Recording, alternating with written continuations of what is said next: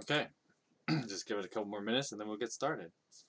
I know it takes me a while to get like all the like Facebook and Discord stuff set up, like notifications rather. Of course, another way of doing things is for you guys to subscribe and hit those bell notifications, and then you would be notified immediately when I start. At least, ideally, you should, because I don't know. I've had cases where the opposite was true, right? Like my phone won't notify me about a new video from like a channel I subscribed to till like a day or two after. I'm like, thanks, right? But whatever.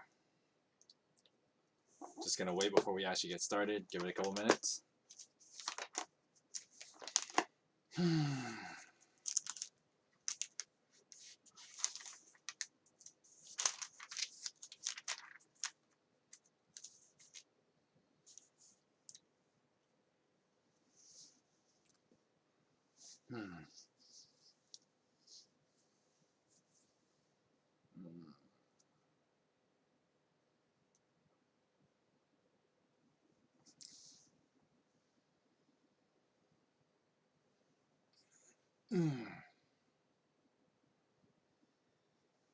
I did not get the chance to take that nap, but I did get more sleep last night than I did this morning, so than like other weeks, so hopefully it'll be okay. Of course, we're just gonna go through today's reading pretty casually. Not a lot of like more in-depth study that we have to do for the next few chapters. So today's stream might actually be kind of short because I'm just gonna read through like 4 chapters. All of them are just pretty like this happened, that happened kind of thing, more matter of fact. So we'll just kind of speed through today's read today. But I figure we still go through it anyway, even though it's not like it's not theologically in depth of anything. It's pretty shallow in that regard. Even like the narrative, the literary richness is pretty low in this part too. But I'll talk a little bit more about that in a sec. Let's just give it another minute and then we'll get started. I don't know if you can hear that. But there's like this honking noise in the background. I think there's something up with the pipe. That it just makes noises. Is that a good thing? I don't know if that's terrible. But I mean, this house is so old and it's somehow still holding up after all this time.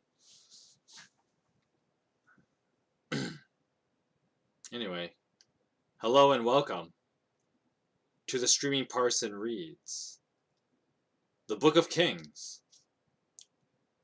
Part 9. I think we're on, even though technically this is like 10 weeks I've been doing this, because like last week it was technically I just redid Part 8 because of how bad I was that week. But we're in Part 9. We are getting pretty close to the end of the Book of Kings, and then we'll probably end it, and then I'll just probably like spend the next Bible reading streams doing the typical Christmas related, reading the Book of Luke, the beginning of the Book of Luke, or maybe I won't read the Luke version because come February I'm gonna do a study through the Book of Luke. We'll see. I'll do some kind of Christmas reading, right, for Bible reading streams come December and whatnot. So stuff like that. Of course, we still got to finish through the Book of Kings, right? And the Book of Kings will probably take me another couple more reading streams. I mean, looking at it, like what we go from chapters like 13 to we're gonna go from chapters 13 to 16 today, and then 17 to 20, and then after that we're just gonna finish it, right? So that's like what, 3? We have 3 more weeks of the Book of Kings, maybe 4, but I'll probably just finish the book, Book of Kings like next or 2 weeks from now, right? So, and then what's that? The first week of December, and then we have like a couple more weeks in December. I'll probably do some Christmas reading up to Christmas, because Christmas Day, I think Christmas Day falls on Saturday, right? Christmas Day falls on Saturday, so we will have our Christmas Eve Advent style maybe type of stream for the Bible read, and then we'll skip New Year's Eve. We'll skip New Year's Eve, and then do something in January. I'll probably do like one of the small books or something, just kind of warm us up till to 2022. That's kind of how I envision it, of how we're going to keep the Bible's reading stream scheduled. So the next couple of weeks, we're just going to finish through the Book of Kings. That will take like 3 weeks, because probably like in the beginning of December, I'll finish the Book of Kings, because technically it's like, excuse me, like chapter 21 to 24. But then I'll just read chapter 25 as well and just finish it, right? So that's how we'll do, the Book of Kings. So we got 3 more of these. And then we'll move on to Christmas stuff, right? Because, not next week, but the week after, we're going to be in December. And we're going to do more, Christmas-related kind of streams. In all fronts, right? The podcast will be a lot more Christmas-related. And then, of course, all the Bible reading streams will be a lot more Christmas-related. The only thing that's going to be like not Christmas related would be like our Throwback Thursdays, right? Because I'm just doing a Let's Play on that. But with that said, that's kind of how things are looking. And we are finishing the Book of Kings pretty soon. That was kind of where I started this from. But with that said, we still got a little bit more. We still got quite a bit to go through today. Well, not really. Today's, I think, going to be a lighter read, because I'm just going to read 4 chapters, and they're all pretty like matter-of-fact chapters. There's not a lot to say about them from like a literary or theological perspective. But if you want to follow along, and I encourage that you do, get your Bibles, open up to 2 Kings chapter 13. And I'm going to begin us with a word of prayer. So you can flip through it, because I can't see you like not bow your heads kind of thing, But I'm just going to start us off with a quick word of prayer. Lord Jesus, we thank you for this day. And we thank you for this time that we have to read your word. And I just pray that as we read through the Book of Kings, that you would reveal yourself to us and draw us closer to you. I pray this in the name I pray this in your holy name. Amen. Okay, so just a quick kind of recap, but not really, because chapter 13 just kind of continues what we just read last week. So last week, after like the death of Ahab's family, northern Israel kind of has this like soft reset of how they do their like picking of kings and whatever. So what happened was that, God was like, okay, I've had it with this Ahab dude. So I'm going to get this new guy, Jehu, and he'll be king. And then Jehu kind of does this whole bloody crusade to claim the crown. And in the process kills off all of Ahab's family, so that, there's no insurrection later from Ahab's family. But, as we've read in previous chapters, just because you wipe out one family, another family's not going to show up and try and take the crown later, right? At least in the northern part. Because the northern kingdom doesn't have, the Davidic line as like their claim to kingship, right? It's kind of a lot more unruly in that regard. Whereas the southern kingdom of Judah maintains, some level of control of how kings are picked by having the Davidic line. However, we did meet, late in last week's read, there was a person who tried to kind of keep the crown for themselves, but that didn't work out, because, there was a survivor in the Davidic line, and that was Joash, and Joash was king for a while. And so there's kind of this back and forth, and, it's one of those things where like the Bible kind of, it's kind of hard to just get this from like the biblical text per se, right? But you can obviously read that like there's a lot of turmoil and a lot of like,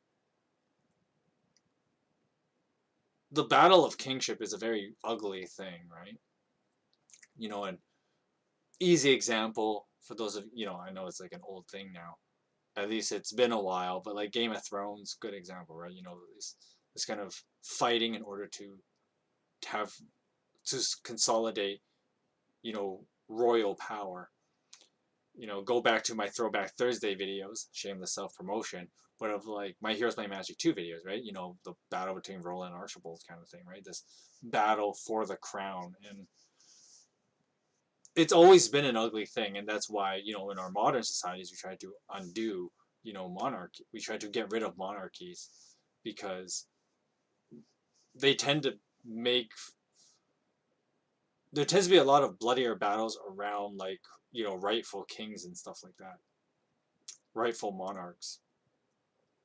And so it's an ugly thing, and the Bible's no stranger to that, obviously, just like anywhere else.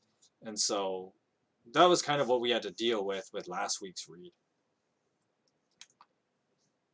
So now, as we move from chapter 13 to 16, it's going to be pretty straightforward. It's just going to tell some history of like, okay, there was this king in Israel, and then there was this king in Judah, and it goes back and forth, right? Because, of course, one of the funny things that the Bible chronologer does, which can be a little asinine and a little hard to keep up at times, where it's like they relate time cycles because they don't have like in this year AD or this year, well, AD wasn't a thing yet, but like in this year, right, BC, because once again, not a thing yet. So instead, how time is tracked is like, okay, so when this king was this old or was reigning for this long, then the other kingdom had this event happen. And then the story will then switch for like, okay, so while this new king was doing stuff, and some years after this guy was reigning, then we go back to the Northern Kingdom. And it goes back and forth, and it's really annoying to keep track of. So I'll try to do my best to clarify those if you ever get muddled up and like confused about them. But there's going to be a lot of back and forth between like the kingdom of Israel and the kingdom of Judah. So with that said, let's just dive into it, starting off with chapter 13 of 2 Kings.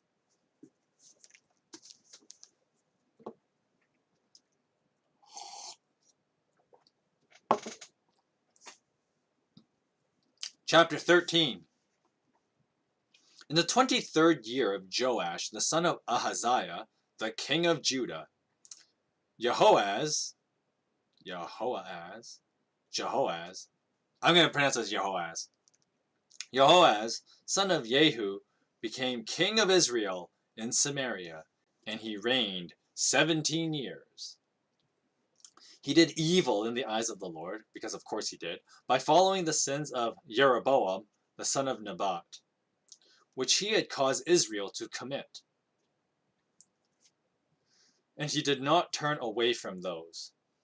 So the Lord's anger burned against Israel, and for a time he kept them under the power of Hazael, the king of Aram, and Ben-Hadad his son. Then Jehoaz sought the Lord's favor, and the Lord listened to him, for he saw how severely the king of Aram was opposing Israel. The Lord provided a deliverer for Israel, and they escaped from the power. Whoops. Hang on, sorry. My page flipped 2 pages out of this one. They escaped from the power of Aram. So the Israelites lived in their own homes as they had before. But they did not turn away from the sins of the house of Jeroboam, which he had caused Israel to commit. They continued in them. Also, the Asherah pole remained standing in Samaria. Now nothing had been left of the army of Jehoaz except 50 horsemen, 10 chariots, and 10,000 foot soldiers. For the king of Aram had destroyed the rest and made them like the dust at threshing time. Damn, that's hardcore. As for the other events of the reign of Jehoaz, and all that he did and his achievements, are they not written in the book of the annals of the kings of Israel? Jehoaz rested with his ancestors and was buried in Samaria. And Jehoash, that can be confusing fast. Jehoash his son succeeded him as king. Now in the 37th year of Joash, the king of Judah, Jehoash, son of Jehoash, son of Jehoahaz, became king of Israel in Samaria, and he reigned 16 years. He did evil in the eyes of the Lord, and did not turn away from any of the sins of Jeroboam, son of Nebat, which he had caused Israel to commit. He continued in them. As for the other events of the reign of Jehoash, all he did and his achievements, including his war against Amaziah, the king of Judah, are they not written in the book of the annals of the kings of Israel? Jehoash rested with his ancestors, and Jeroboam succeeded him on the throne. Jehoash was buried in Samaria with the kings of Israel. Now Elisha had been suffering from the illness from which he died. Jehoash, the king of Israel, went down to see him and wept over him.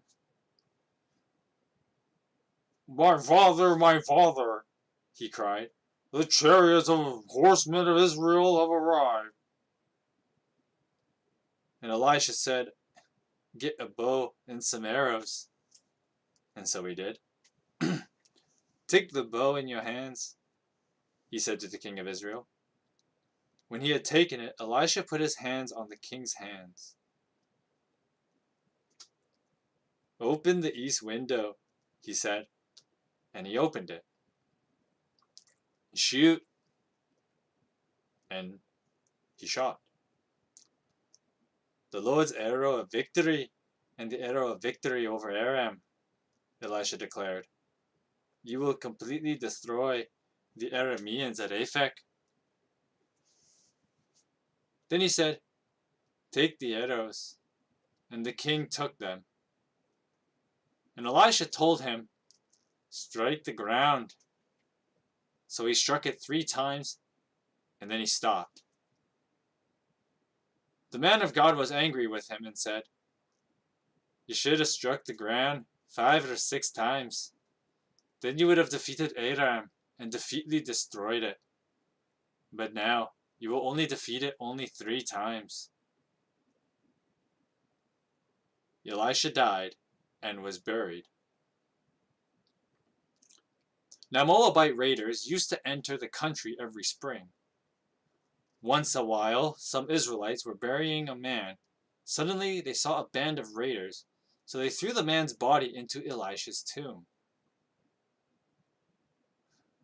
When the body touched Elisha's bones, the man came to life and stood on his feet. Hazael, the king of Aram, oppressed Israel throughout the reign of Jehoahaz. But the Lord was gracious to them and had compassion and showed concern for them because of his covenant with Abraham, Isaac, and Jacob. And to this day, he had been unwilling to destroy them or banish them from his presence. Now Hazael, the king of Aram, died, and Ben-Hadad his son succeeded him as king. Then Jehoaz, the son of Jehoahaz, recaptured from Ben-Hadad, the son of Hazael, the towns he had taken in battle from his father, Jehoahaz. Now 3 times Jehoash defeated him, and so he recovered the Israelite towns. Boy, that Jehoahaz and Jehoash thing was confusing, right? But that's why you don't just name your kid Junior. But anyway, chapter 13. So, once again, we're just going to have a lot of this kind of like, this king was there and that king was there. And we did get that little interlude of like Elisha and his death.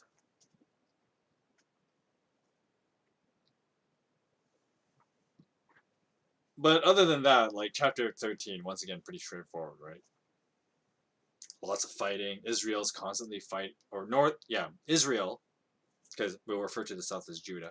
Israel is continuously fighting like the same guy. And I made this whole joke last week about how like this Hazael guy has been like I don't know if he's like an amazing warlord for being around as long as he has, or he's just so incompetent because he's never actually gone an all-out fight and just kind of takes like, I don't know, the safer route of like being a warlord, I guess. I don't know. It's kind of hard to say, but the point is Hazael had been like fighting Israel and even Judah to an extent for like 3 generations. Like this guy has been fighting for a long time, right? And then he finally dies, right? So it's just kind of interesting to see like how time passes, right? Of course, the funny thing is like chapter 13 has a lot of overlap with chapter 12, right? Because chapter 12 we had the whole story of Joash, right? The king of Judah at the time.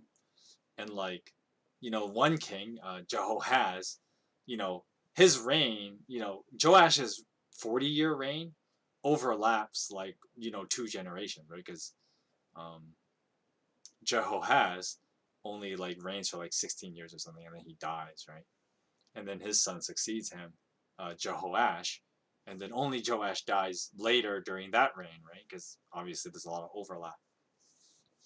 And so from a timeline sense, chapter 13 is actually happening around the same time as chapter 12. But of course, then we have Hazael, and he's an interesting character, right? Because, he just gets bought up from the south, so then he just keeps fighting the north, right? And kind of being a jerk. Because I guess, once again, these warlords have nothing better to do, right? They're almost like career politicians. But, they got nothing better to do than to cause shit, right? But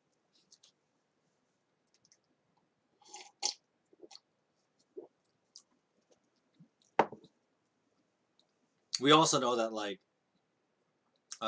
Jehoash, his reign goes, it overlaps and it goes to the next king as well. So when we get to the next chapter, which we'll talk about, the next king of Judah, it will be during probably the later years of Jehoash and his reign, because of course, back in chapter 12, Joash, he liquidated, the people of Aram, right, or Aram.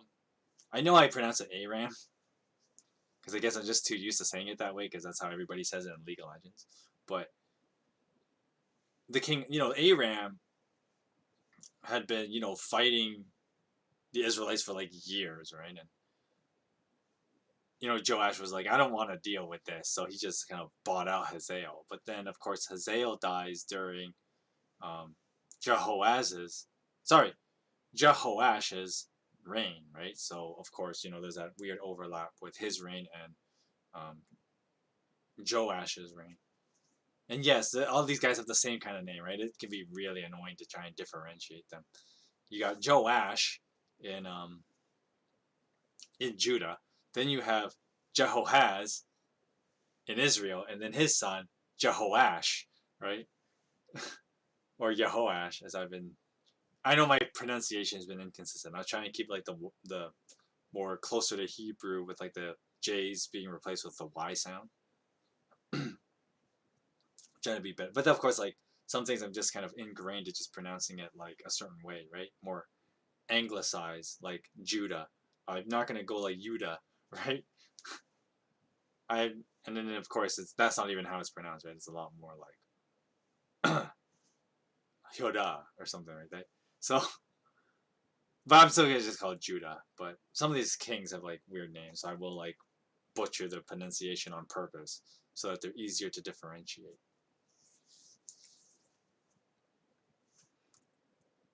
So yeah, chapter 13. Not much else to say.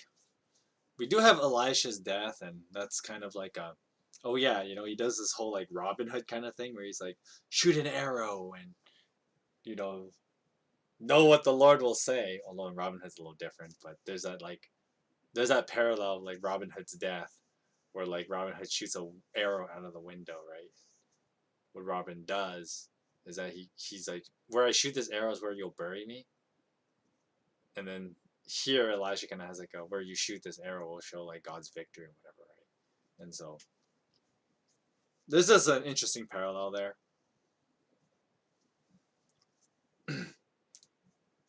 And of course, like another ridiculous miracle story, because even after Elisha's dead, he's just so badass that like miracles happen on like his like over his corpse. So like a guy falls onto like his grave, and then like he's reviving the dead. It's just so funny. It's almost comical, right? Like, okay, like the guy's back to life, but there's also like Moabite raiders. How long is he gonna last, right? But and the Bible leaves it open ended, right? Nothing. You don't really know what happens after that. You just know that like the point of the story is kind of point out like how badass Elisha was. That even his dead body can do miracles.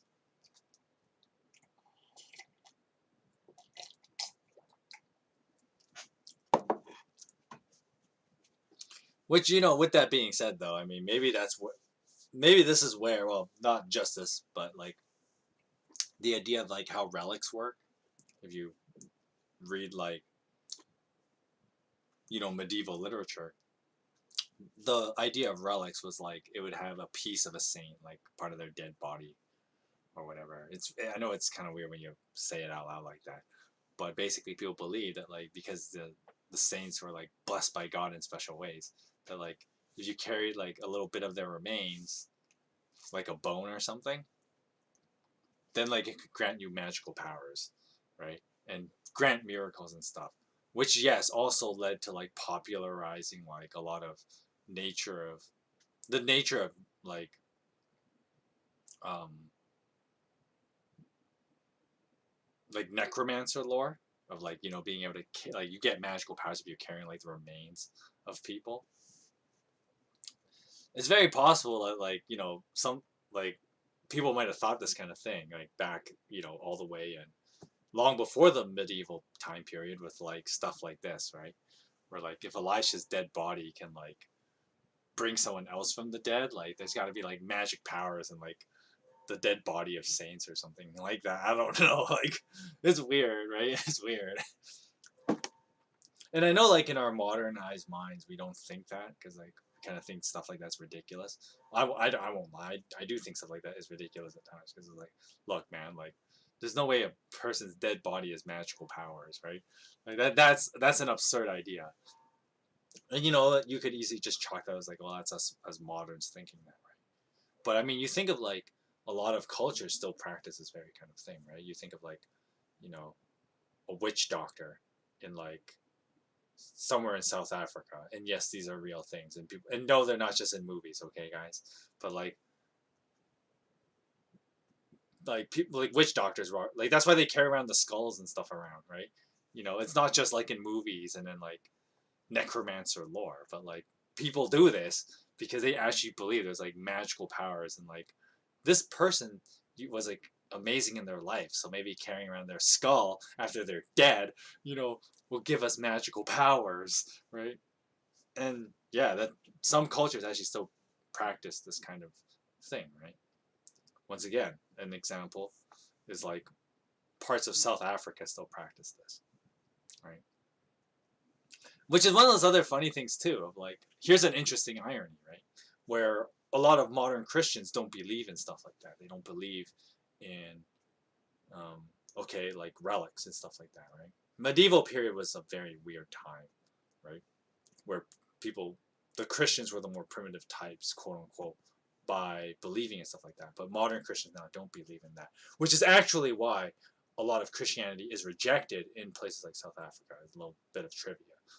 Uh, a big reason why they are rejected in places like South Africa, not just because Christianity is generally persecuted all over the world, but in South Africa, the ideas of Christianity, which you know borrows a lot from the Enlightenment, because once again, the Enlightenment and modern Christianity do actually like share a lot of ideas, right? Because of course they had to build on each other, and so based on like stuff during the Enlightenment as well, modern Christianity doesn't embrace things like um,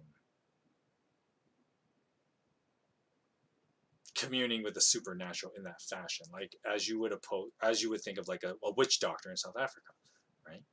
And so the Christians in South Africa are the ones who are much more like the enlightened, um, you think of like the Enlightenment period, right? And the whole idea of like disenchantment and the idea of like not really putting a lot of weight on these more like magical supernatural elements of living, right? And more ritualized living. The Christians are a lot more modern, and of course, a lot of, contrary to popular belief, that the media will tell you, Christians aren't these backward thinking, backwater people.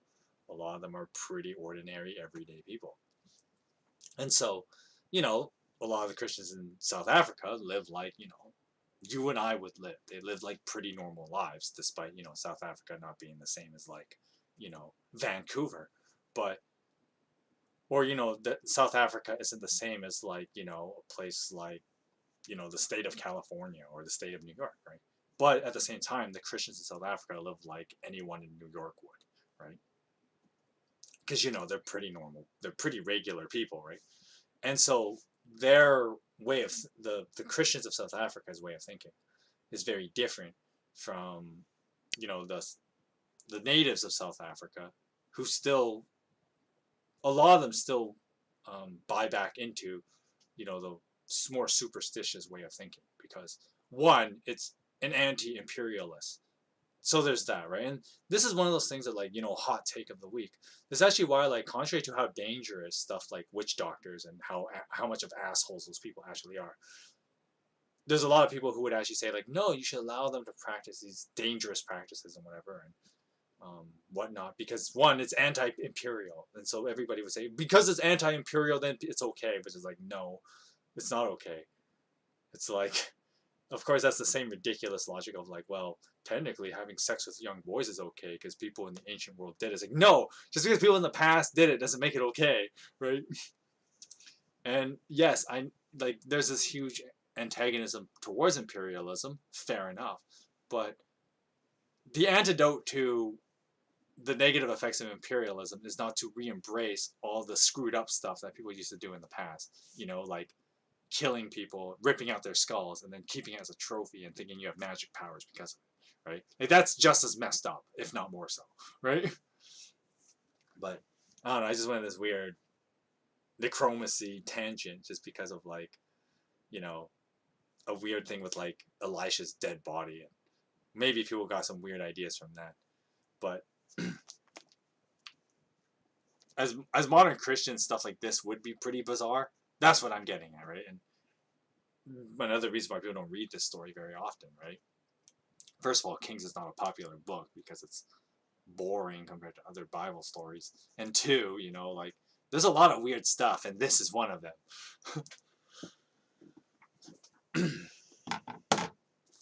All right, moving on, because I think I've had enough fun with this chapter. Let's move on to chapter 14. Chapter 14.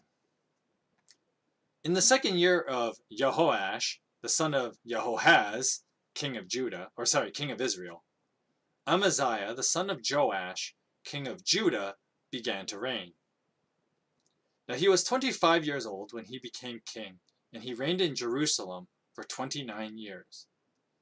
His mother's name was Jehoadan, and she was from Jerusalem. He did what was right in the eyes of the Lord, but not as his father David had done. In everything he followed the example of his father, Joash. The high places, however, were not removed, and the people continued to offer sacrifices and burnt offerings there. Now after the kingdom was firmly in his grasp, he executed the officials who had murdered his father the king.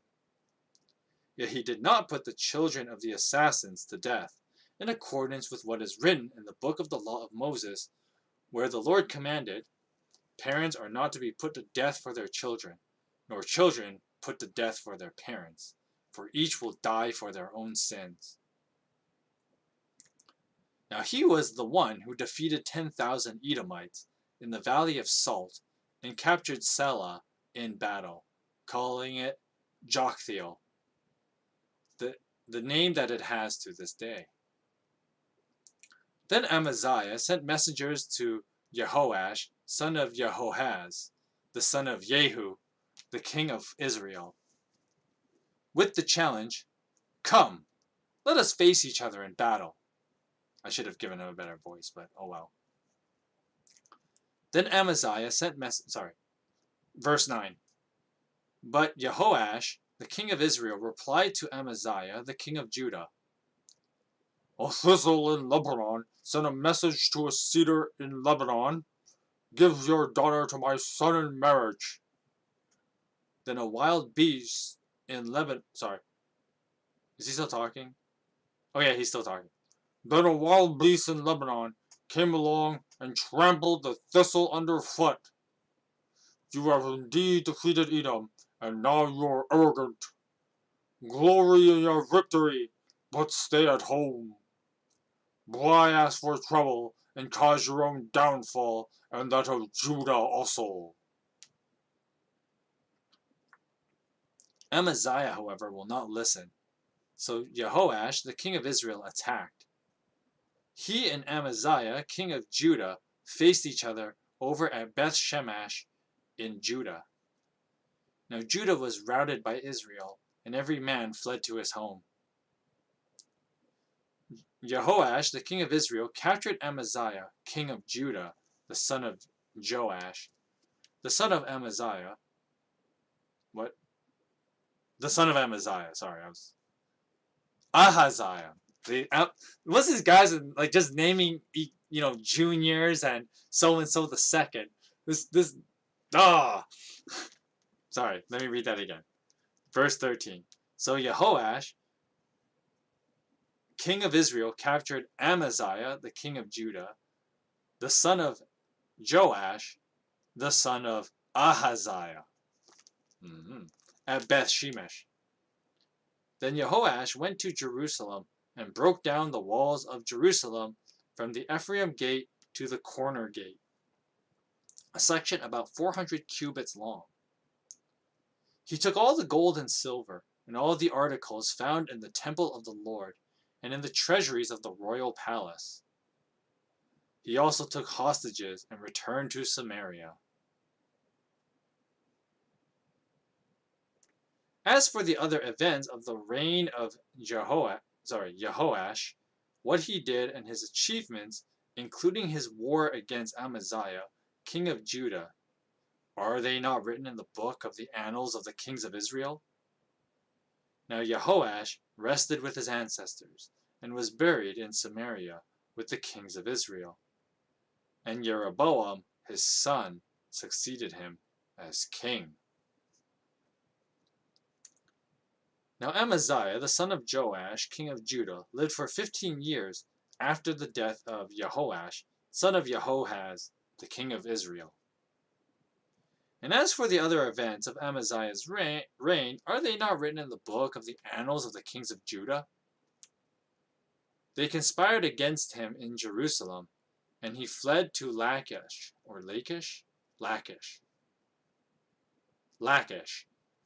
But they sent men after him to Lachish, and killed him there. He was brought back by horse, and was buried in Jerusalem with his ancestors in the city of David. Then all the people of Judah took Azariah,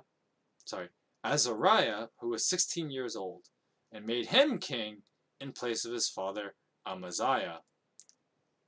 He was the one who rebuilt Elath, and restored it to Judah after Amaziah rested with his ancestors.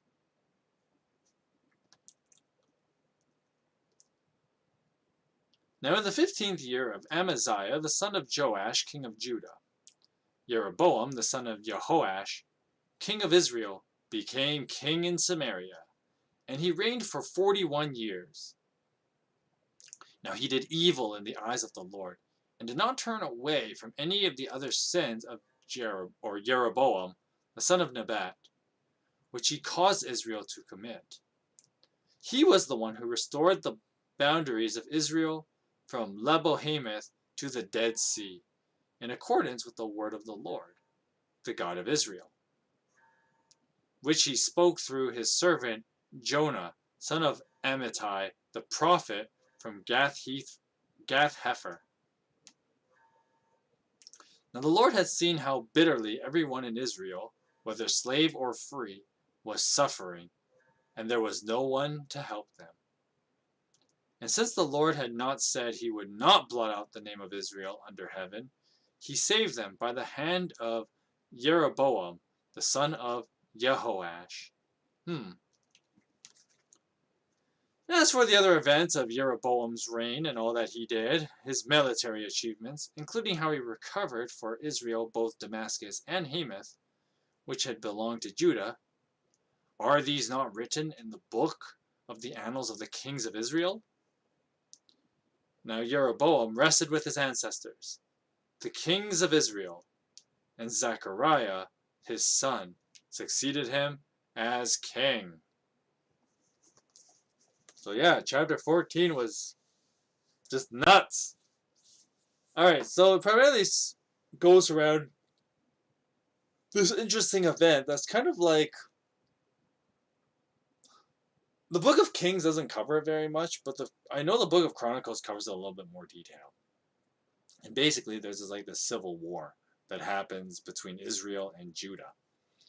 And in the Book of Kings, it attributes it to Amaziah's pride, right? And Amaziah getting cocky after defeating the Edomites and finally cleaning house with getting rid of his dad's assassins and all that. And so Amaziah gets pretty cocky. And the interesting thing is that despite the fact that Amaziah would have been he was a decent king, in the sense that he wasn't just going out doing terrible things of worshipping other gods and whatever. The quote-unquote good king is the one who loses to the bad king, right? Because remember, last chapter, the Bible tells us that Jehoash is kind of a bad guy, right? He's still worshipping other gods and whatever, doing the same thing his dad did and his granddad and so on. And, he's not that great a guy morally. But, excuse me, but Amaziah still loses in their little civil war. And I guess the moral of the story would be that don't get too haughty, right? Just because you think you're on a good track, just because you're doing good things in life, don't get too arrogant, right? There's that old saying, talent comes from God, so be grateful. Fame comes from man.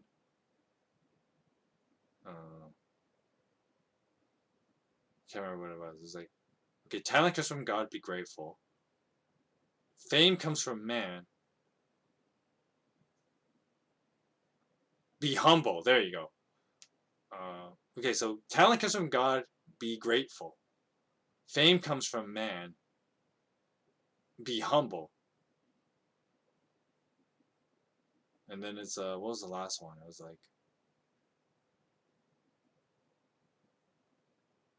pride comes from within, be careful.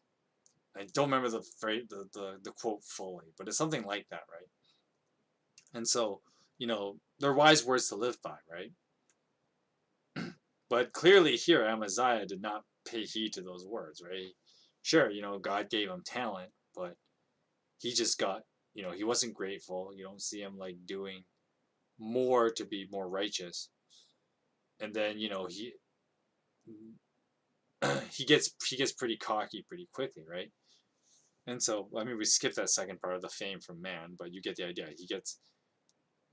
He gets prideful, but he wasn't careful, right? And because he wasn't careful, he ends up losing a civil war, being a prisoner to the northern king, and dies a terrible death because he wasn't humble, he wasn't careful, and he wasn't grateful. Instead, he just kind of did whatever he wanted. And so, even though he was, he may have been more moral in some regards, not worshiping other gods and whatnot, he still, I guess, fell to the ultimate idol, right? Self-worship. And so that's something that another thing, I think a practical lesson to learn from this story is that we should always keep your eyes peeled for the, that you don't end up worshiping yourself, right? because that is where most people's downfalls, the downfall will creep up on you when you worship yourself, kind of thing, right? And that's kind of what happens with Amaziah.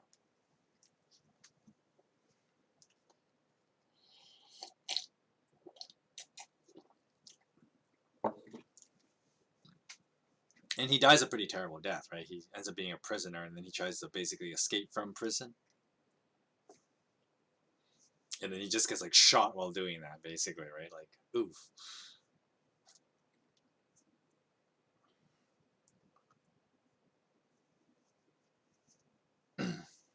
But this is the other funny thing too about like what led to Israel's downfall as well, or like both like the Hebrew people, right? Both Israel and Judah, what leads to their downfall, right? Because there was no unity among the two nations, right? Not for a long time, and even when there was, they were only like united by like, how do I put it? Only as a formality, right? When they were fighting Hazael that one time, and Hazael still ended up kicking both of their asses, right?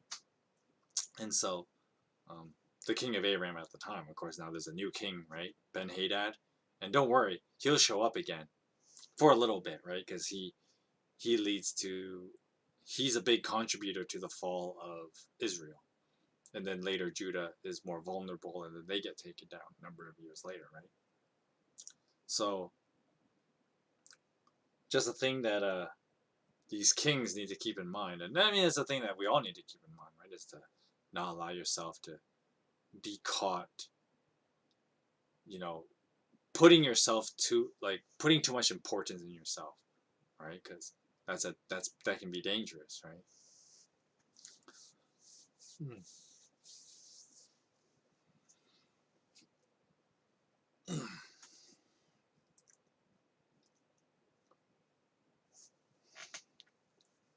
Let's check what this says.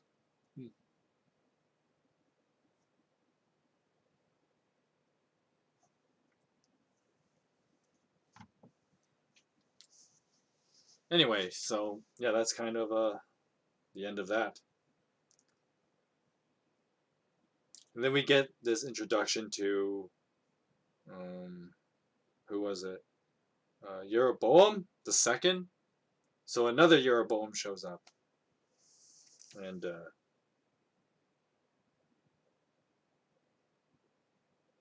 Jeroboam ends up being like taking advantage of Israel, or sorry, Judah's weakened state, right? Because Jeroboam is the king after the civil war, and is Judah just suffered a huge defeat. They're kingless, right? Because their king is a prisoner in Israel, and so Jeroboam the second just kind of does some like liberating, right, of areas that were like contested between like Israel and Judah, which just adds on to the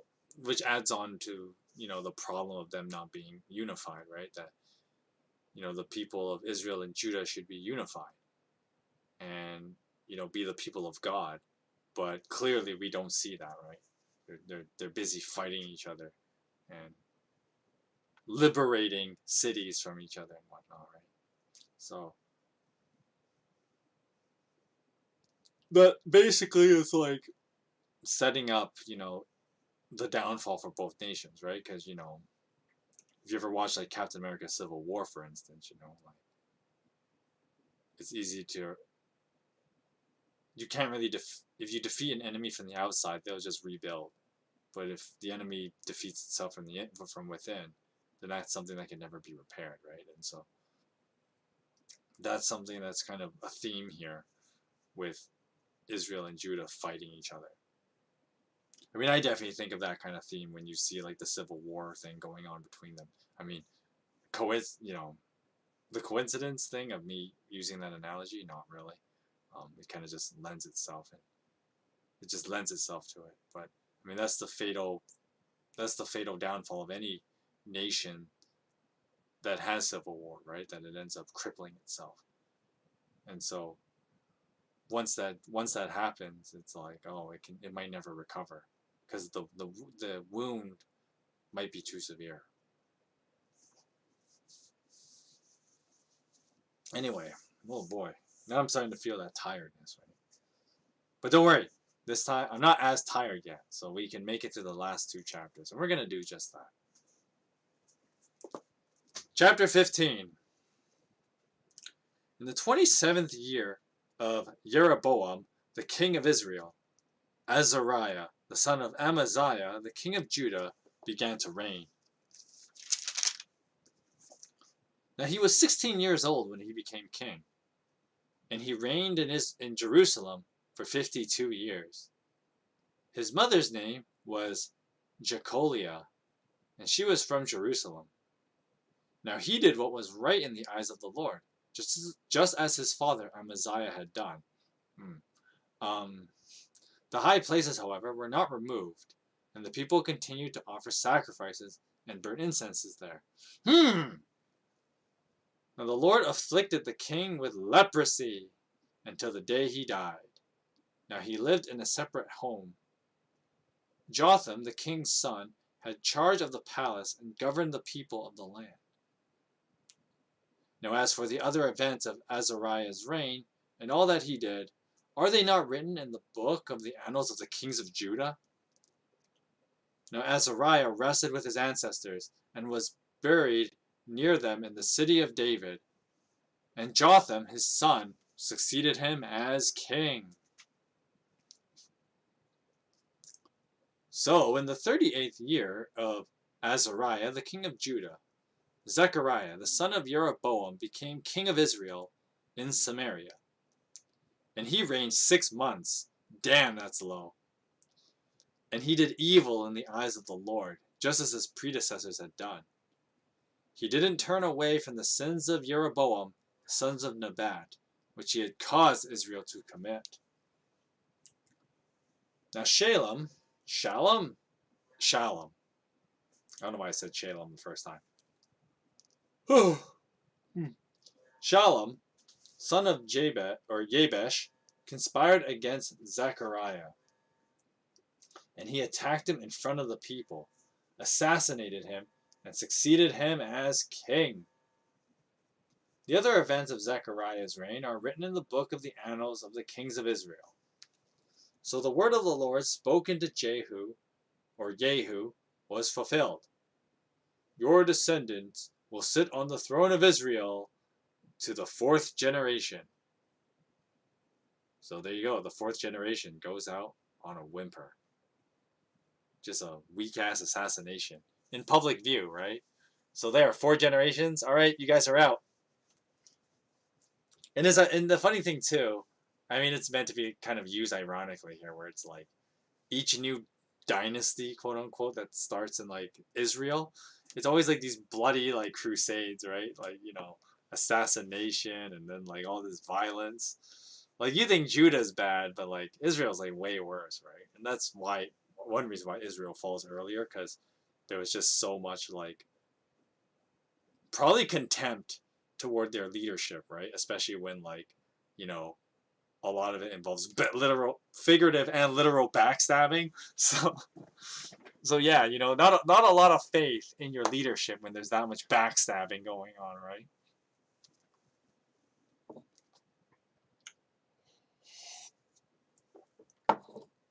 But once again, you know, you get like those Game of Thrones vibes, right? Where those of you who watch Game of Thrones, you know, you get I mean, it's not just Game of Thrones, but like, you know, those kind of stories, right? I mean, I just use Game of Thrones as an easy example because Game of Thrones just lends itself to this kind of thing, right?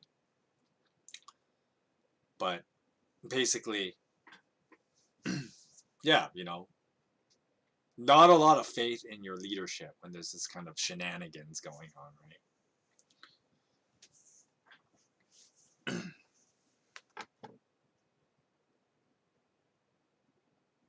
I'm not even done yet. Sorry, I don't know why I did that whole expulsion thing, because we're not even done the chapter. But I had to really make that rant about that, because I thought that was like, wow, worth pointing out. Anyways, verse 13. Now Shalom, the son of Jabesh, became king in the 39th year of Uzziah, the king of Judah, and he reigned in Samaria for 1 month. Wow, damn. That's even worse than the other guy. Then Menahem, the son of Gadi, went from Tirzah up to Samaria. He attacked Shallum, the son of Jabesh, in Samaria, assassinated him, and succeeded him as king. More literal and figurative backstabbing. The other events of Shallum's reign and the conspiracy he led are written in the book of the Annals of the Kings of Israel. Now at that time, Menahem started out from Tirzah, attacked Tifsha, Tifsha, Tifsha, Tifsha, Tifsha, Tifsa, Tifsa, that's how you say it, Tifsa, and everyone in the city and its vicinity, because they refused to open their gates. So he sacked Tifsa and ripped open all the pregnant women. Damn, pretty brutal. So Menahem, the king of Israel, in the 39th year of Araziah, king of Judah, Menahem, the son of Gadi, became king of Israel, and he reigned in Samaria for 10 years. He did evil in the eyes of the Lord, because of course he does, during his entire reign. He did not turn away from the sins of Jeroboam, the son of Nebat, which he caused Israel to commit. Then Pul, the king of Assyria, invaded the land. And Menahem gave him 1,000 talents of silver to gain his support and strengthen his own hold on the kingdom. Menahem exacted his money from Israel. Every wealthy person had to contribute 50 shekels of silver to be given to the king of Assyria. So the king of Assyria withdrew and stayed in the land no longer. Now as for the other events of Menahem, his reign, and all that he did, are they not written in the book of the Annals of the Kings of Israel? So Menahem rested with his ancestors, and Pekahiah, I think that's how you say that, Pekahiah, his son, succeeded him as king. Now, in the 15th year of Azariah, the king of Judah, Pekahiah, the son of Menahem, became king of Israel in Samaria, and he reigned for 2 years. Pekahiah did evil in the eyes of the Lord. He didn't turn away from the sins of Jeroboam, the son of Nebat, which he caused Israel to commit. One of his chief officers, Pekah, the son of Remaliah, conspired against him, taken 50 men of Gilead with him, and assassinated Pekahiah, along with Argob and Araiah, in the citadel of the royal palace at Samaria. So Pekah killed Pekahiah. God, these guys. So Pekah killed Pekahiah and succeeded him as king. Dude, that's like if Mike killed Mikey. Moment with names. Jeez. Anyways, the other events of Pekahiah's reign and all that he did are written in the book of the Annals of the King of Israel. Now in the 52nd year of Azariah, the king of Judah, Pekah, son of Remaliah, became king of Israel in Samaria, and he reigned for 20 years. Okay, this guy's got some staying power. And he did evil in the eyes of the Lord. He did not turn away from the sins of Jeroboam, the son of Nebat, which he had caused Israel to commit. In that time of Pekah, king of Israel, Tiglath-Pileser, the king of Assyria, came and took Ijon, Abel-Beth-Maachah, Yanoah,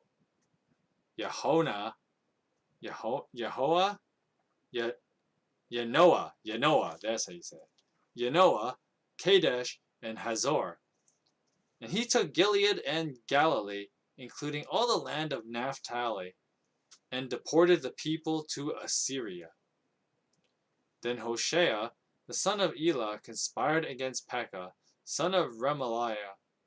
He attacked and assassinated him, and then succeeded him as king in the 20th year of Jotham, son of Uzziah. So as for the other events of Pekah's reign, and all that he did, are they not written in the book of the annals of the kings of Israel?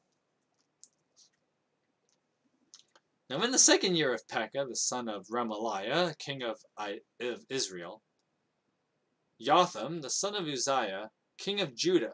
Sorry, I should say Jotham. So now the differentiation is I'm going to give the southern guys J's and the northern guys Y sounds. Anyways, let's try that again. Verse 32. In the second year of Pekah, the son of Remaliah, the king of Israel, Jotham, the son of Uzziah, king of Judah, began to reign. Now he was 25 years old when he became king, and he reigned in Jerusalem for 16 years. His mother's name was Jerusha, the daughter of Zadok. Now he did what was right in the eyes of the Lord, just as his father Uzziah had done. The high places, however, were not removed, and the people continued to offer sacrifices and burnt incense up there. So Jotham rebuilt the upper gate of the temple of the Lord. As for the other events of Jotham's reign and what he did, are they not written in the books of the annals of the kings of Israel, of Judah? And in those days the Lord began to send Rezin, king of Aram, and Pekah, the son of Remaliah, against Judah. Now Jotham rested with his ancestors, and was buried with them in the city of David, the city of his father, and Ahaz, his son, succeeded him as king. Boy, there's a lot of back and forth here, and that's probably why I'm getting tired, though. Because it's like, what is it good? Unlike other parts of the Bible, it's just kind of like most of this is just like back and forth historical kind of dialogue, right? Between like the North and the South. And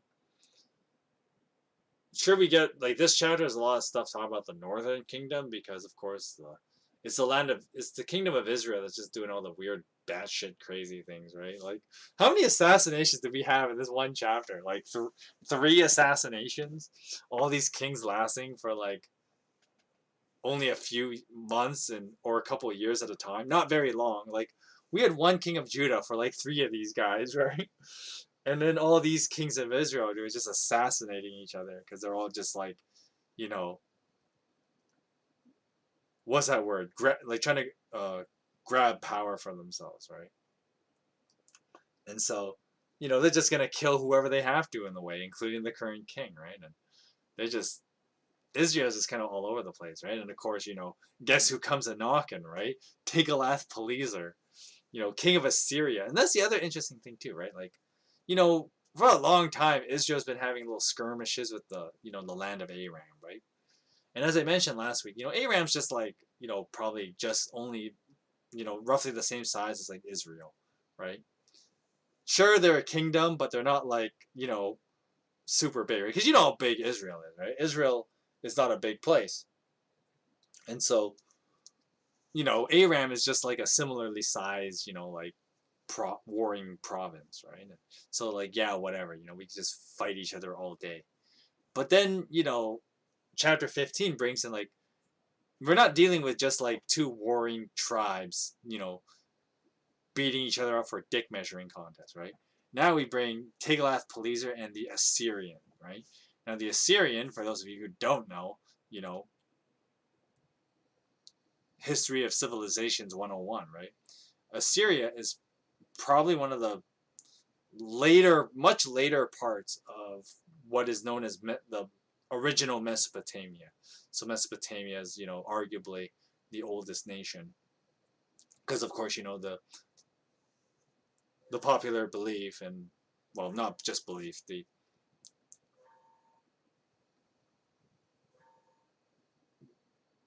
basically what had happened. I don't really know how to word this well. So the original the theory of original man, that's what it is, right? The theory of original man was that basically human beings started out in what is either North Africa or basically the Middle East, right? Basically the fertile, the Middle East, that little area of like, North Egypt, the Fertile Crescent, which is, where Israel is now, and then of course like a little more east with like, southern Iraq, right? that is where human beings originated, right? That's where, you know, the popular theory of early man, that's where human beings, you know, we started out there, right? And then people moved out, and then migrated to all the other places, right? And so Mesopotamia, which would have been in Iraq, they were, you know, the first empire that was made, right? Because, you know, some people probably don't, you know, human beings started to spread out all over the world. You know, the biblical reference of this would be like the Tower of Babel story, right? So the Tower of Babel, you know, people started out in one place and then they were forced to spread out, right? Because God was like, okay, I don't want you guys all sticking in one place. You know, spread out, right? Go populate the whole planet, right?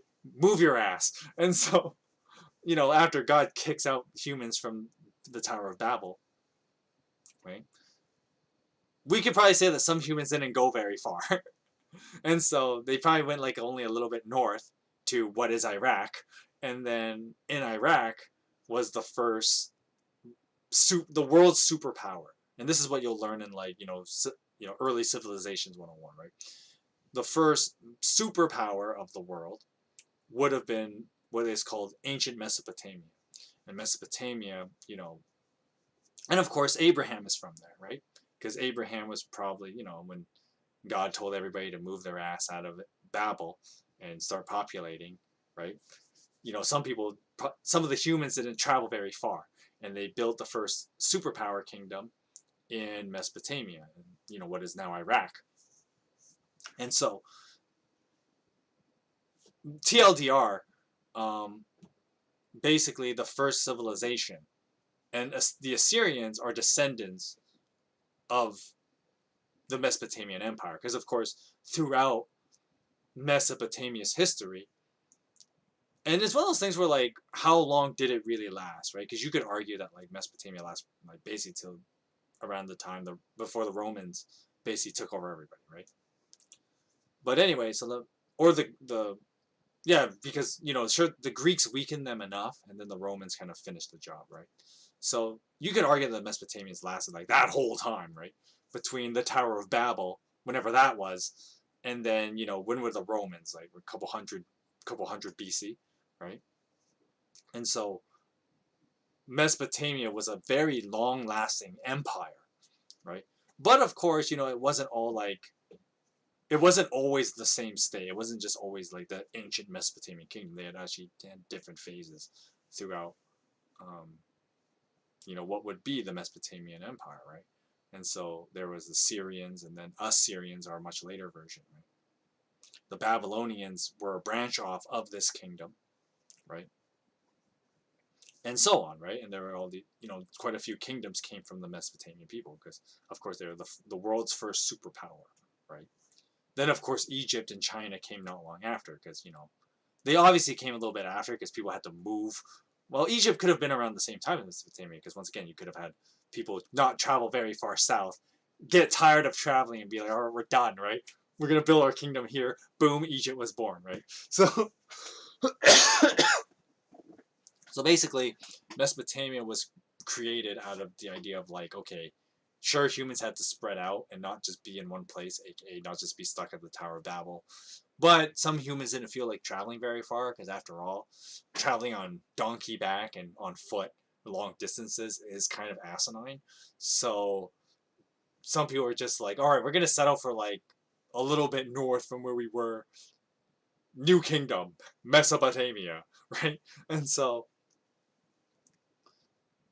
the the Assyrians are that empire at this time period, right? Of this, you know, what's this, like 600 BC?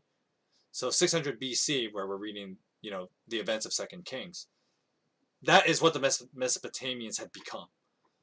So the reason why I bring this up is because, you know, unlike before where Israel was having a little like, they were just, it was more like a dick measuring contest between two like warring provinces. And that was what was going on with like Israel and Aram, right? They were just kind of like skirmishing, you know, dumb shit fights, you know, being idiots, basically. But then, it's kind of like the idea of like, two little kids just like screwing around in the playground, and then the big kid shows up, right? Like you watching some of those Saturday morning cartoons, and the big bully kid shows up after the two little kids have been like screwing around for a bit, right? And that's supposed to symbolize like, the real threat has come, right? Because it's not just, you're not just some dumb kid fighting another dumb kid, right? Now you're dealing with like real power, right? And that's what the Assyrians represent. They're a real threat, because you're not just dealing with like another warring province. You're dealing with, an ancient kingdom that has survived to this day. Well, obviously these guys are tough because, they're a kingdom older than you that's still alive today, and they're way bigger than you. Like your chances of winning against that are basically nil, right? And that's kind of, the Bible is using this as like foreshadowing how screwed Israel is going to be, right? Because, when Israel, you think of like, you read through all these older, the older parts of the Bible, right? Before we get to Kings, all these fights with like the Philistines, when we read in like the book of Samuel, they fight the Philistines, they fight the Moabites, they fight the Amalekites, and all these little like other groups that we don't hear of anymore. But I mean, to be fair, like who gives a crap when they're just other like little warring war clans, like basically all these other fights that we've been reading about in the Bible up to this point. It's just like all these little warring like tribes. They're just warring tribes. They're not. These aren't like mega kingdoms going to war with each other like you think in like movies and stuff, right? It's not like that. It's just a bunch of these little warlord clans having dick measuring contests. Is basically what it is, right? But then here, we get to 2 Kings chapter 15, and the ante is completely changed, right? Now it's not just a bunch of warring tribes, fighting each other for a small piece of land, right? Now it's the fight for survival against the kingdom that's coming and knocking to say, hey, we're the world's superpower, and we're going to tell you why we're the world's superpower, right? And so Israel, this difference of power, right, is basically just to show you that like how screwed Israel is going to be, right? They're totally screwed, right? And of course, with the pretenses of like, okay, we have all these bad kings in Israel that had, not pleased God, right? Because, the first thing you might think is, well, wouldn't God come to Israel's rescue? Well, not with all these bad kings continuously pissing off God. You think God's going to be in the mood to be like, yeah, I feel like helping you out against a superpower of the world today? Like, no, God's not interested, right? He's not interested in helping them at this point. And so when you put those two things together, right? God being so pissed off that he's not interested in helping you, and hey, a superpower has come to invade us. You're, the figurative being stuck between a rock and a hard place, except it's way worse than just a rock and a hard place. But you get the idea, right? Like Israel is deader than dead, right? They're so screwed. And so that's kind of what the arrival of the Assyrians represents, right? And it's interesting that the Bible uses this event of like pointing out like this is what's happening. This is what happens when we disobey God, right? Because eventually, we may think we can survive long enough. And you think that when your competition around is just other like idiots like yourself, and you just like, fool around, right? But when real danger comes, right? That's when like people think, well, I'm going to need God's help, but you've already pissed off God so much that he's not interested in helping you, right? And so Israel is now in a really, really bad place, right? But of course, consciously, Judah had been doing pretty well. They had all these better kings that were out to please God. And so maybe they'll escape from, this superpower conquering them, right? Because, if once Assyria, takes out Israel, their eyes are set to go further south and just take Judah too, right? Because once again, you look at a world map, Israel and Judah are not big places, right? Compared to the rest of the world, especially like compared to, just take is, the modern equivalents. Like Iraq, Iraq is huge. Iraq is like bigger than a continent almost, right? The continent of Australia, right? Because Australia is, a continent, but it's a pretty small continent. But like, Iraq is bigger than Australia, right? A country that big has basically come a knocking on like Israel's like you know, the size of my thumb in comparison, right? Like Israel's a tiny ass place in comparison to Iraq. And so that's kind of what's happening, right? And we see that in the real world today, and that's why like you think of like why Jewish people think the way they do and how serious they are about like Orthodox Jewish belief because they don't want to get that screwed again. And understandably so, especially in the world's climate today where like, you have not just Iraq, but Iran and all those other places in the Middle East that basically plan on destroying you off the face of the planet. Yeah, like the modern Jews know they can't behave like this, right? Like what we see in the Book of Kings. The modern Jews know they can't behave like that because then they will be just as, if not more, screwed than what the Israelites have to go through here. Which we're going to read that next week because we won't be able to finish it today. We're just going to read the chapter 16 and be done. And chapter 16 is going to be like, wow, Israel's getting screwed over there, basically. And that's how chapter 16 goes, right? So, yeah, if you want to read of how screwed Israel's going to get, you can join us for next week's reading stream at 3 o'clock Pacific time. But we're going to finish off today with chapter 16.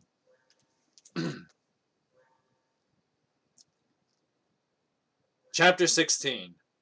Now, in the 17th year of Pekah, the son of Remaliah, Ahaz, the son of Jotham, king of Judah, began to reign. Now Ahaz was 20 years old when he became king, and he reigned in Jerusalem for 16 years. Now unlike David his father, he did not do what was right in the eyes of the Lord his God. He followed the ways of the kings of Israel, and even sacrificed his son in fire, engaging in the detestable practices of the nations that the Lord had driven out before them.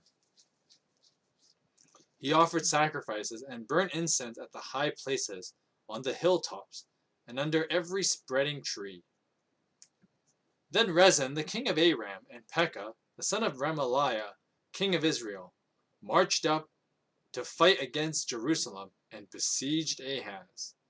But they couldn't overpower him. Now at that time, Rezin, king of Aram, recovered Elath for Aram, by driving out the people of Judah.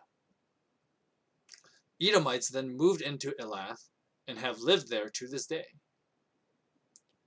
So Ahaz sent messengers to say to Tiglath-Pileser, the king of Assyria, I am your servant and vassal. Come up and save me out of the hand of the king of Aram and the king of Israel who are attacking me. And Ahaz took the silver and gold found in the temple of the Lord and in the treasuries of the royal palace and sent it as a gift to the king of Assyria. The king of Assyria complied by attacking Damascus and capturing it. He deported its inhabitants to Kir and put Rezin to death. Then King Ahaz went to Damascus to meet Tiglath-Pileser, the king of Assyria. He saw an altar in Damascus and went to Uriah, the priest, a sketch of the altar, which detailed plans for its construction. So Uriah the priest built an altar in accordance with all the plans that King Ahaz had sent from Damascus and finished it before King Ahaz returned. So when the king came back from Damascus and saw the altar, he approached it and presented offerings to it. He offered up burnt offering and grain offering, poured out his drink offering, and splashed the blood of his fellowship offerings against the altar. As for the bronze altar that stood before the Lord, he brought it from the front of the temple, from between the new altar and the temple of the Lord, and put it on the north side of the new altar. So King Ahaz then gave these orders to Uriah the priest. On the large new altar, offer the morning burnt offering, and the evening grain offering, the king's burnt offering, and his grain offering, and the burnt offering of all the people of the land, and their grain offering, and their drink offering. Splash against this altar the blood of all the burnt offerings and sacrifices. But I will use the bronze altar for seeking guidance, and Uriah the priest did, just as King Ahaz had ordered. So King Ahaz cut off the side panels and removed the basins from the movable stands. He removed the sea from the bronze bowls that supported it and set it on the stone base. He took away the Sabbath canopy that had been built at the temple and removed the royal entryway outside the temple of the Lord in deference to the king of Assyria. As for the other events of the reign of Ahaz and what he did, are they not written in the book of the annals of the kings of Judah? So Ahaz rested with his ancestors and was buried with them in the city of David. And Hezekiah, his son, succeeded him as king.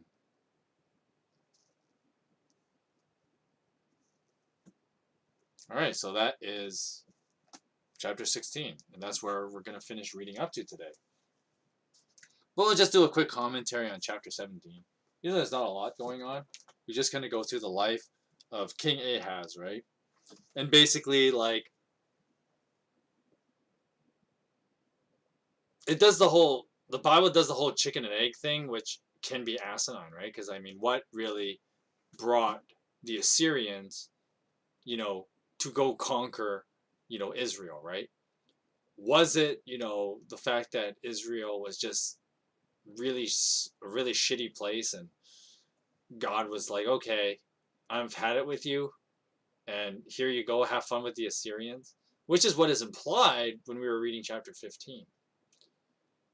But then we read chapter 16, and it's like, well, apparently Ahaz kind of got help, which is weird. To be fair, like, I guess both of them would just have to travel east to get to communicate with Iraq or Mesopotamia, where Assyria is. And so, was it the king of Judah who ultimately led to the fall of Israel, or was it God's doing of bringing the Assyrians? And of course, if you read the prophet books, it kind of goes with the more, supernatural explanation. But either way you cut it, both of them have the common thread, right? Oh no, I'm forgetting it. His name's blanking out. But the king of Israel kind of being a dickbag, right? And so, this terrible king kind of just doing whatever he wants, doing what was evil in the eyes of the Lord. And then, of course, he decides to go assault, teaming up with the guy he's always having dick measuring contests with, the king of Aram, and fighting the land of Judah, right? And so the real cause, I guess you could say, to Israel getting conquered by the Assyrians. Spoilers for an over 2,500-year-old book, but basically, yeah, Israel, whether you want to go with a more supernatural route or the more natural route of how Israel gets conquered by the Assyrians, the common thread is that, Israel was not being, they were just doing stupid things, and it led to their demise, right? Because, when you piss off enough people, people are going to want you dead, right? That's just how it is. And so Israel, continuously angering God by having kings doing evil things, and then angering your southern neighbors, the people people who are essentially your family, because remember, they're all the sons of Abraham, right? Heck, they're all the sons of Jacob, right? The 12 tribes of Israel, right?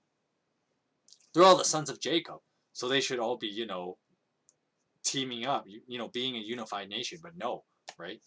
Continual civil war, uh, invading each other's lands, and kind of not being very nice to each other. Yeah, it makes them easy pickings, and then the Assyrians are now on their doorstep. Excuse me, are on their doorstep, right? And that's the other thing that you could kind of think of, like, well, Judah's not being very wise by calling the Assyrians over, because you know sure, the Assyrians are powerful, definitely true, but let's be real here. Once they take out your, once they help you in your little, like, tribal, like, sissy slap fighting between, like, warring provinces, once the superpower is, like, done with that, they're like, all right, now we're just gonna conquer you because it'd be easy, right? And so, Judah, not very wise either, right? Because another thing too, and I'm only gonna touch on this briefly. If we did, like, a study in, like, the book of Amos, for example, this Amos goes into this quite a bit. And then, of course, you read, like, Ezekiel and the other prophets, they go into this a lot more. And they talk about how, like, you didn't trust in God. You tried to trust in, like, mortal power, right? And you try to trust on your own strength and mortal might and all that stuff instead of just trusting in God. And that's why you got screwed over, is basically what these prophets would end up saying. The TLDR abridged version, right? So basically, what we end up seeing a lot more of is that, like, Israel and Judah both kind of don't rely on God. They don't follow God. They don't trust in Him and all that. Instead, they try to just consolidate power by just allying with someone way bigger than them. Though it may work for a time, it's eventually going to be, it's essentially going to be like what gets them conquered later anyway, right? Because, oh, but I thought we were friends. And then, it's like, or we could just liquidate you. There's that, right? Which is what Assyria ends up doing. So, I mean, why wouldn't they, right? Like, when you have that as much power as a superpower does, right? Why wouldn't you? But we'll read a lot more of that next week when we read, as we start approaching to the end of the Book of Kings, because we're pretty close to the end now. So yeah, that's basically all I have to say about that. Not much else to say about these chapters of the Book of Kings, right? Because it's kind of just these events happen, and yeah, there's a chicken or egg thing, whether, like, it's just people's stupidity or God not intervening to stop people of their stupidity, which is what will lead to, Israel and Judah's downfall, right? Because, you may make the argument of, like, well, why didn't God just, like, fix everything and make them stop doing that? I was like, well, then he'd be the tyrant, right? I mean, how would that be different? If God were to just fix everything, how would that be different than, like, him being the Assyrian conquerors, right? And making Israel do what he wants it to do, right? And that's a way that people forget to think about these kind of things, where it's like, well, why doesn't God just do everything? It's like, well, it'd be no different than just being ruled by a tyrant, right? And I know people find that as a weak argument, but at the same time, I guess you don't really know what love is either, right? Because love is the antithesis of tyranny, right? But love is a two-way street, right? And so the lack of love shown toward God in the story is like, well, if you're not gonna love God, He's obviously gonna be like, yeah, I'm gonna do my own thing. The world is bigger than just the land of Israel, clearly, because Israel is very big. Maybe God went to go do some special revelation with someone else, and some other land, right? Not included in the Bible, right?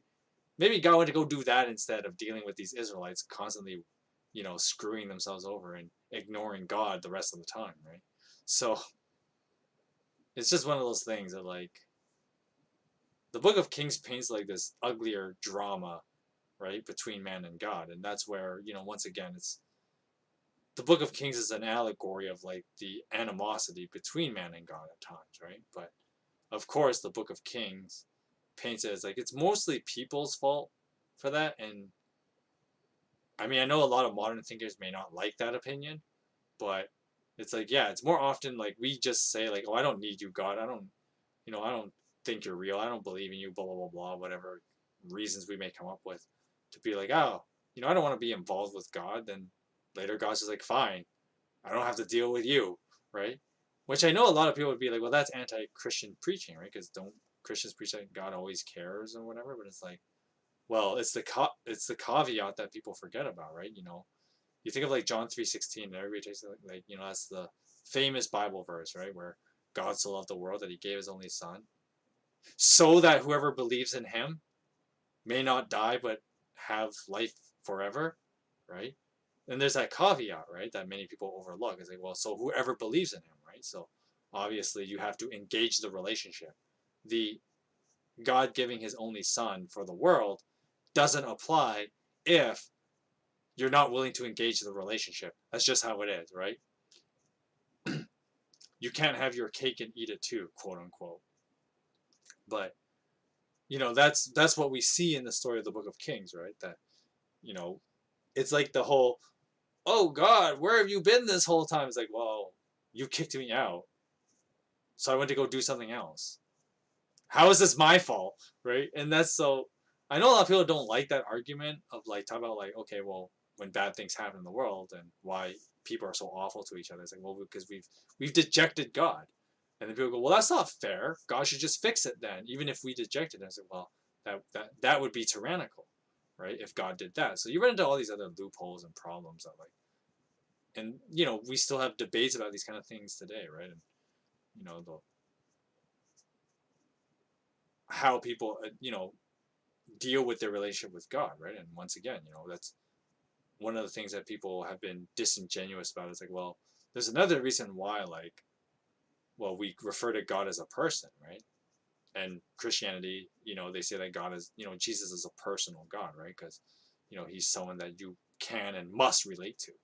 And so, with that, that caveat is that, well, in a way, we always relate with Him some way, but more often than not, because of our sinful nature, it tends to be negative, right? We tend to have a more negative relationship. But when you create that toxic relationship with God, and once again, just like with anyone else, if you develop a toxic environment in your relationship, the other person will just be like, screw this, I'm leaving, right? And why wouldn't they, right? And it's one of those things that like, sure, many people would say that, well, that makes God petty that He would behave like anyone else would, but at the same time, it's like, well, you can't judge God for doing what anyone else would do, right? And so on the contrary, it'd be like, no, that's one of the things that many people forget to like. Well, when like on the one hand, people think, well, why can't God be more human? Well, when God decides to say like, well, screw you, I got better things to do than deal with your bullshit. You know, how is that not humanizing God if God is allowed to say that, right? Because you know, I would say like, yeah, God's totally entitled to say that if we continuously reject God and He's allowed to say like, okay, screw this, I don't have to deal with this bullshit, bye, right? And so even though like now I know the counter argument people may have is like, well, you're reading the Old Testament and God does behave more that way, but what about the New Testament with Jesus and never forsaking us and whatever? But the obvious argument to that is, well, when it says God will never forsake us, it means that He won't be there to receive us back when we do come back to God. That's what that means, right? And after all, that whole the Lord's promise of never forsaking us is a promise to those who believe in Him. It's not an in general thing. So that's another misconception people have, right? But you read through something like the Book of Kings and you get a more how God deals with humanity in general, right? And so if we deject God, He's eventually just going to be like He will behave like anyone else, right?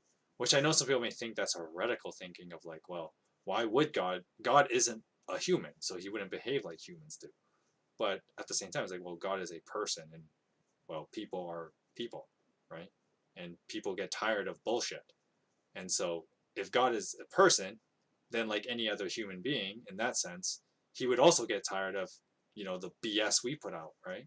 God will eventually get tired of it, just like anyone else. And so that is kind of how you're supposed to read the Book of Kings in that sense, right? And so, you know, even though like you read that, you know, a terrible fate awaits Israel and later Judah, you know, it's one of those things where it's like, I kind of wish Bible teachers would explain this better when it talks about like, well, why would God allow, you know, Israel and Judah to be conquered the way that they were, right? But it's like, well, just put it, just these grander stories is just a macrocosm of what happens in our own personal lives, right? And how we relate with God. And so if you and I deject God regularly, like how Israel was with continuously doing the things God didn't want them to do, continuously rejecting God, then eventually God's going to be like, he would behave like how any person would behave, right? Like how you and I would behave if someone were like that, right? Like you try being a good friend to someone and all, and they only want to use you for when you're useful, but otherwise they kind of want nothing to do with you. Eventually you get tired of that, right? Eventually you get tired of that because no rational human being, I should say, you know, wants to be used and abused, right? So, you know, most of us are just most of us just move out of toxic relationships, right? And so God behaving the way he does, you know, basically leaving the Israelites to fend for themselves. That I guess I'm just trying to